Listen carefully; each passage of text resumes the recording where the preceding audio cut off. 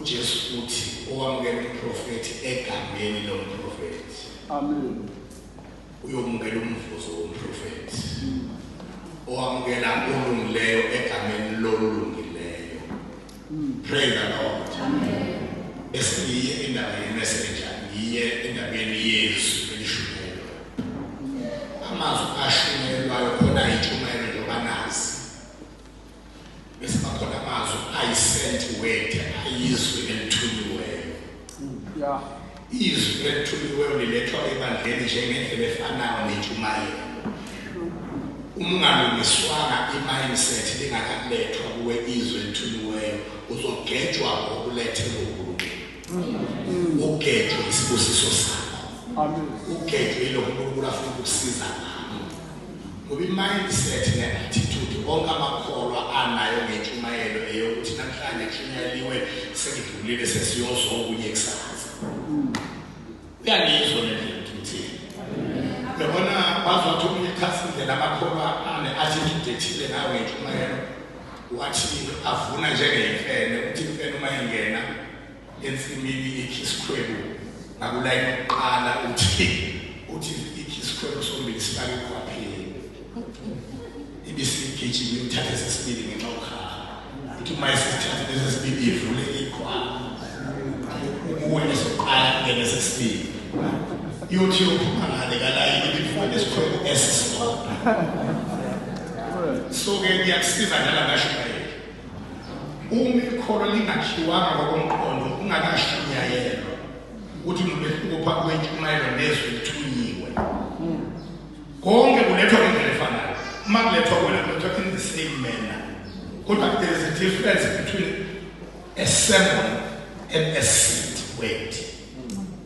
Umuntu wathatha izwi elithunyiwe lathathwa ngendlela othatha ngayo intshumayelo. Uzozwa namhlanje ukholwa ulandela okunye ngakusasa ungasizwa yini yayithunyelwe ukukusiza. Onendlela lezo.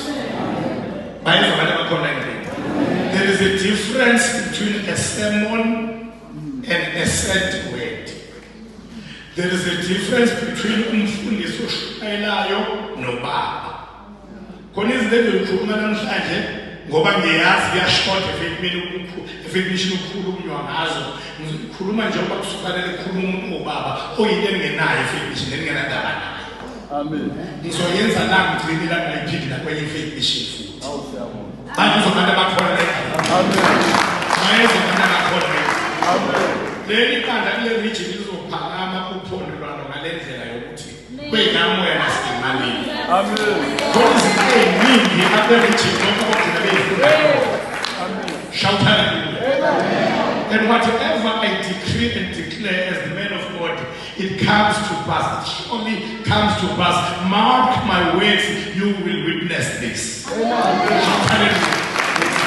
So, angizokhuluma njengomshumayeli noma njengomfundisi. Amen. Nawe uma ningamukeli umfundisi makumkelani baba. Ngoba le ndlela enomukela ngayo okhulumayo oyisitsha yona ndlela enizobenefita ngayo. Alibonga igama laJesu. Amen. Nalokho kulethwa kunina indlela enikomukela ngayo nomqondo enikomukela ngawo iyona ndlela ezokuthitha abantu kuyasiza noma kumsiza.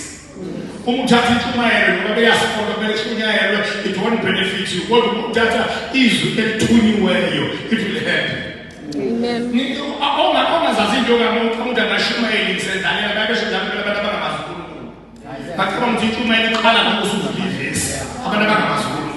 Bakho ukuzenza 2 wasuka uphethe weba washumela ngakavula ivesi wazovala engavulanga ivesi.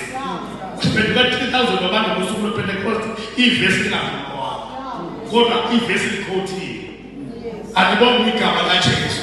So ke ngifuna ukwazi ukuthi uNkulunkulu uma ezokusiza umuntu noma abantu abakhale kuyena uthuma izwi lakhe.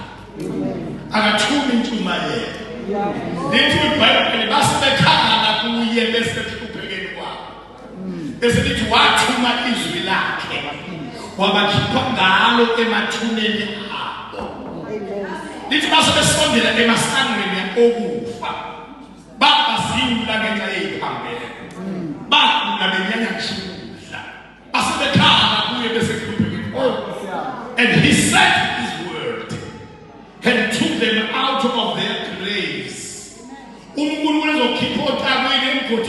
akangene wona emathuneni okhalatele wona enkhisini akalethe intshumayelo uthumizwe thayikhaphayi alabasirani uNkulunkulu ekhipha entweni okhalatele yona akangeni phakathi ayo ukhipha engene phakathi emgodini nje lawo wonke umuntu wangenelwa isifane noma imbombolo zokuthi uzoyilenganisa ngayo njena noma imbuzi yangena emgodini uma uzoyikhipha awungeni nawe phakathi emgodini uyibamba ngamaqhinga uyaphuma uma ngaphezulu uphospitalo uyuke intambi yona ezokhipha okukhalakathele noNkulunkulu abantu abaphoseke emgodini yabo nasemathuneni abo nasenkhisini akangeni nabo emgodini uphosa izwi wena ngaphakathi kokwakho wena okhalakathele ukubambe izwi elithunyiwe hayi uthi intshumayelo yanamhlanje ubambe izwi elithunyiwe ekumele ubambile izwi othi jele izwi uyezwa ukuthi lo muntu engiphosele izwi selibambile